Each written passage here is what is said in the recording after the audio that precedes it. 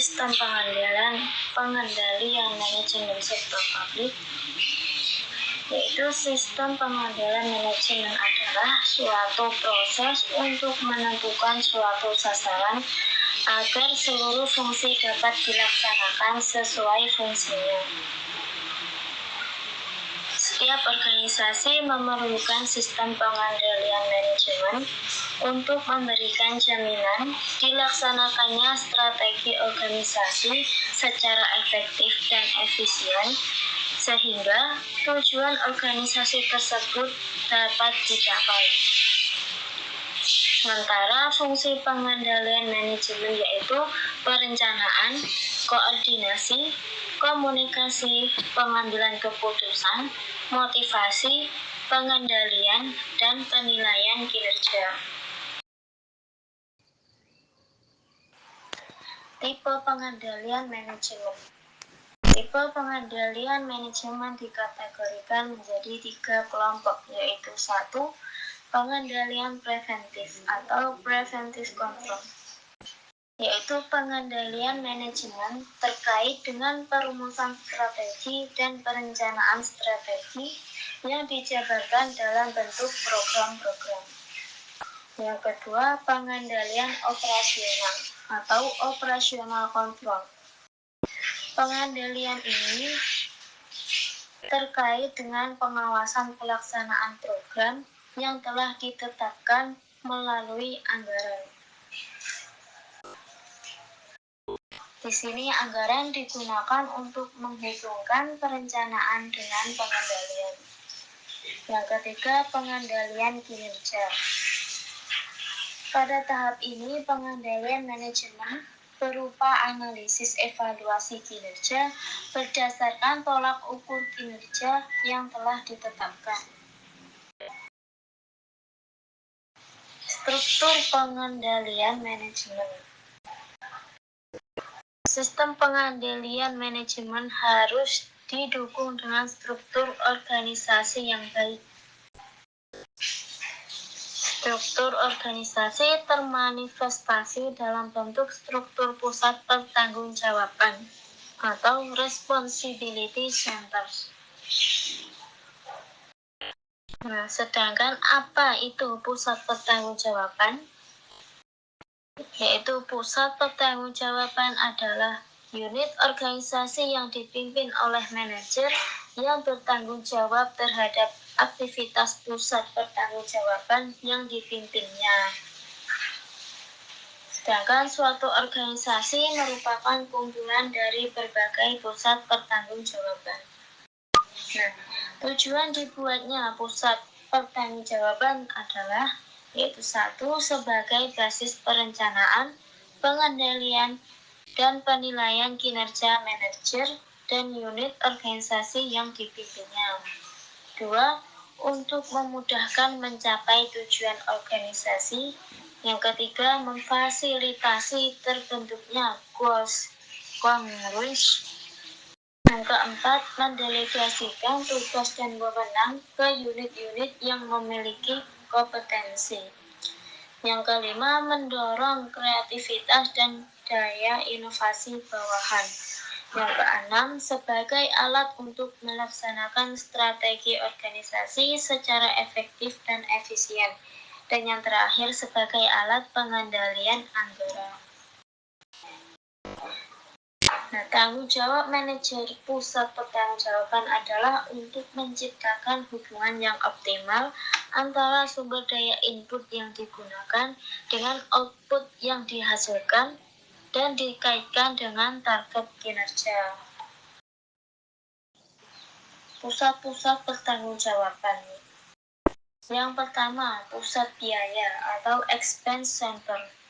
Pusat biaya adalah pusat pertanggungjawaban yang prestasi manajernya dinilai berdasarkan biaya yang telah dikeluarkan. Suatu unit organisasi bisa disebut sebagai pusat biaya apabila ukuran kinerja dinilai berdasarkan biaya yang telah digunakan, bukan nilai output yang dihasilkan. Contoh pusat biaya adalah Departemen Produksi, Dinas Sosial, dan Dinas Pekerjaan Umum. Yang kedua, pusat pendapat atau revenue center. Pusat pendapatan adalah pusat pertanggungjawaban yang prestasi manajernya dinilai berdasarkan pendapatan yang dihasilkan. Contoh pusat pendapatan adalah Dinas Pendapatan Daerah dan Departemen Pemasaran. Pusat laba atau profit center. Pusat laba adalah pusat pertanggungjawaban yang membandingkan input atau expense dengan output atau revenue dalam satuan moneter. Kinerja manajer dinilai berdasarkan laba yang dihasilkan. Contoh BUMN dan BUMD, objek pariwisata milik Pemda, bandara, dan pelabuhan. Pusat investasi atau investment center. Pusat investasi adalah pusat pertanggungjawaban yang prestasi manajernya dinilai berdasarkan laba yang dihasilkan dikaitkan dengan investasi yang ditanamkan pada pusat pertanggungjawaban yang dipimpinnya. Contoh, Departemen Riset dan Pengembangan dan Balitbank. Pusat pertanggungjawaban kemudian menjadi dasar untuk perencanaan dan pengendalian anggaran, serta penilaian kinerja pada unit yang bersangkutan. Manajer pusat pertanggungjawaban sebagai budget holder memiliki tanggung jawab untuk melaksanakan anggaran. Idealnya, struktur pusat pertanggungjawaban sebagai alat pengendalian anggaran sejalan dengan program atau struktur aktivitas organisasi. Atau dapat disimpulkan, tiap pusat pertanggungjawaban bertugas untuk melaksanakan program atau aktivitas tertentu dan penggabungan program-program dari tiap-tiap pertanggungjawaban seharusnya mendukung program pusat pertanggungjawaban pada level yang lebih tinggi, sehingga pada akhirnya tujuan umum organisasi dapat tercapai. Nah, selanjutnya, pusat pertanggungjawaban merupakan bagian yang paling kompeten untuk menyiapkan anggaran karena merekalah yang paling dekat dan berhubungan langsung dengan aktivitas pelayanan masyarakat. Pusat pertanggungjawaban dapat berfungsi sebagai jabatan untuk dilakukannya bottom-up budgeting atau participative budgeting. Karena pusat pertanggungjawaban mengemban fungsi sebagai budget holder, maka proses penyiapan dan pengendalian anggaran harus menjadi fokus perhatian manajer pusat pertanggungjawaban. Sehingga keberadaan Departemen Anggaran dan Komit Anggaran pada pusat pertanggungjawaban sangat perlu untuk membantu terciptanya anggaran yang efektif. Fungsi Departemen Anggaran adalah sebagai berikut. 1. Menetapkan prosedur dan formulir untuk persiapan anggaran. 2. Mengkoordinasikan dan membuat asumsi-asumsi sebagai dasar anggaran, atau asumsi tersebut misalnya tingkat inflasi, nilai tukar, dan harga migas. 3. Membuat mengkomunikasikan anggaran ke seluruh bagian organisasi. 4. Menganalisis anggaran yang diajukan dan membuat rekomendasi kepada budget atau budget holder dan manajemen pusat pertanggungjawaban. 5. Menganalisis kinerja anggaran yang dilaporkan, menginterpretasikan hasil, dan menyiapkan ikhtisar laporan untuk manajer pusat pertanggungjawaban. 6. Menyiapkan pembuatan revisi anggaran jika diperlukan. Komite anggaran biasanya terdiri dari para pimpinan puncak seperti kepala departemen, kepala dinas, kepala biro, dan sebagainya. Komite anggaran bertugas menyusun anggaran untuk tiap-tiap unit operasi. Departemen anggaran dan komite anggaran merupakan perangkat yang berada pada pusat pertanggungjawaban. Oleh karena itu, pusat pertanggungjawaban merupakan alat yang sangat vital untuk pelaksanaan dan pengendalian anggaran. Di samping itu, pusat pertanggungjawaban merupakan base pengukuran kinerja, yaitu perbandingan antara apa yang telah dicapai oleh unit organisasi dengan anggaran yang telah ditetapkan. Selanjutnya, proses pengambilan manajemen sektor publik. Dalam proses pengendalian manajemen suatu organisasi sektor publik dapat dilakukan dengan menggunakan saluran komunikasi formal maupun informal. Saluran komunikasi formal terdiri dari aktivitas formal dalam organisasi yang meliputi 1. Perumusan strategi atau strategi formal, 2. Perencanaan strategi atau strategi planning, 3. Penganggaran, 4. Operasional atau pelaksanaan anggaran, 5. Evaluasi kinerja. Sedangkan saluran komunikasi informal dapat dilakukan melalui komunikasi langsung, pertemuan informal, diskusi, atau melalui metode manajemen by walking or road. Faktor-faktor yang mempengaruhi congruence. Faktor pengendalian formal. 1. Sistem pengendalian manajemen. 2. Sistem aturan atau rules of the game. 3. Reward dan punishment system. Sementara itu, faktor informal terdiri atas faktor eksternal atau internal. Faktor pengendalian informal yang bersifat eksternal, misalnya etos kerja atau loyalitas masyarakat. Dalam sistem pemerintahan dikenal istilah abdi negara dan abdi masyarakat, sedangkan yang bersifat internal misalnya kultur organisasi, gaya manajemen atau manajemen style, dan gaya komunikasi atau communication style. Perumusan strategi atau strategi formulen terbagi menjadi 2, OLEN dan EID. 1. Pernyataan misi dan tujuan umum organisasi. 2. Analisis atau scanning lingkungan. 3. Profil internal atau audit sumber daya. 4. Perumusan evaluasi dan pemilihan strategi. 5. Implementasi dan pengendalian rencana strategi. Breakdown. 1. Memulai dan menyetujui proses perencanaan strategi. 2. Identifikasi apa yang terjadi mandat organisasi. 3. Klarifikasi misi dan nilai-nilai organisasi. 4. Menilai lingkungan eksternal atau peluang dan ancaman. 5. Menilai lingkungan internal atau kekuatan dan kelemahan. 6. Identifikasi isu strategi yang sedang dihadapi organisasi. 7. Perumusan strategi untuk memanage isu-isu. 8. Menetapkan visi organisasi untuk masa ke depan.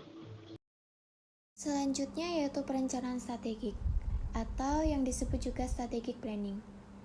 Perencanaan strategik adalah proses penentuan program-program, aktivitas, atau proyek yang akan dilaksanakan oleh suatu organisasi dan penentuan jumlah alokasi sumber daya yang akan dibutuhkan. Bedanya perumusan strategi dengan perencanaan strategik adalah perumusan strategi itu sendiri merupakan proses untuk menentukan strategi, sedangkan untuk perencanaan strategik adalah proses menentukan bagaimana cara mengimplementasikan strategi tersebut. Perencanaan strategik merupakan proses menurunkan strategi dalam bentuk program-program dan proses sistematik yang memiliki prosedur dan skandal yang jelas. Manfaat perencanaan strategik bagi organisasi. Manfaat perencanaan strategik bagi organisasi yaitu 1. Sebagai sarana untuk memfasilitasi terciptanya anggaran yang efektif.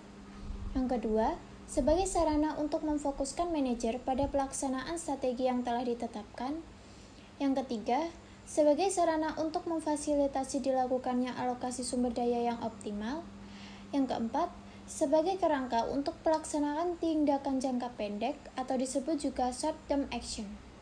Yang kelima, sebagai sarana bagi manajemen untuk dapat memahami strategi organisasi secara lebih jelas. Dan yang terakhir, sebagai alat untuk memperkecil rentang alternatif strategi. Tujuan utama perencanaan strategik. Tujuan utama pada perencanaan strategi adalah untuk meningkatkan komunikasi antara manajer puncak dengan manajer level bawahnya. Adanya komunikasi ini akan memungkinkan terjadinya persetujuan antara manajer puncak dengan manajer level bawah mengenai strategi terbaik untuk mencapai tujuan organisasi yang telah ditetapkan. Hal ini akan mendorong terwujudnya goal congruence. Selanjutnya, mengubah perencanaan strategik menjadi tindakan nyata. Pada tahap penganggaran dalam proses pengendalian manajemen sektor publik merupakan tahap yang dominan. Proses penganggaran pada organisasi sektor publik memiliki karakteristik yang agak berbeda. Dengan penganggaran pada sektor perlu dilakukannya restrukturisasi dan reorganisasi atau disebut juga institutional reform agar selaras dengan strategi dan desain sistem pengendalian manajemen. Restrukturisasi tersebut didasarkan pada prinsip yang pertama, perubahan struktur organisasi hendaknya dapat meningkatkan kapasitas untuk mencapai strategi yang efektif. Yang kedua, pimpinan eksekutif bertanggung jawab untuk melaksanakan strategi dan arahan kebijakan hingga level bawah. Yang ketiga, Dewan bertanggung jawab secara kolektif untuk merencanakan strategi, kebijakan, dan otorisasi alokasi sumber daya dan menilai kinerja manajemen swasta. Penganggaran. Jika tahap perencanaan strategi telah selesai dilakukan, maka tahap selanjutnya adalah menentukan anggaran. Tahap penganggaran dalam proses pengendalian manajemen sektor publik merupakan tahap yang dominan. Proses penganggaran pada organisasi sektor publik memiliki karakteristik yang agak berbeda dengan penganggaran pada sektor swasta. Selanjutnya yaitu penilaian kinerja. Penilaian kinerja itu sendiri adalah tahap akhir dari proses pengendalian manajemen. Kinerja merupakan bagian dari proses pengendalian manajemen yang penilaiannya dapat digunakan sebagai alat pengendalian.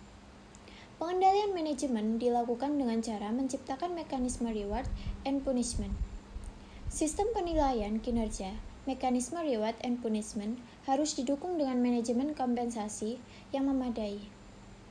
Manajemen kompensasi merupakan mekanisme penting untuk mendorong dan memotivasi manajer untuk mencapai tujuan organisasi. Insentif positif jika mencapai tujuan disebut penghargaan atau reward, sedangkan insentif negatif jika tujuan tidak tercapai disebut hukuman atau punishment. Terakhir, ikhtisar. Pengendalian manajemen mencakup beberapa aktivitas sebagai perencanaan, koordinasi, komunikasi informasi, pengambilan keputusan, motivasi, pengendalian, dan penilaian kinerja. Akuntansi manajemen sektor publik berperan penting sebagai penyedia informasi bagi manajer dalam perencanaan dan pengendalian organisasi.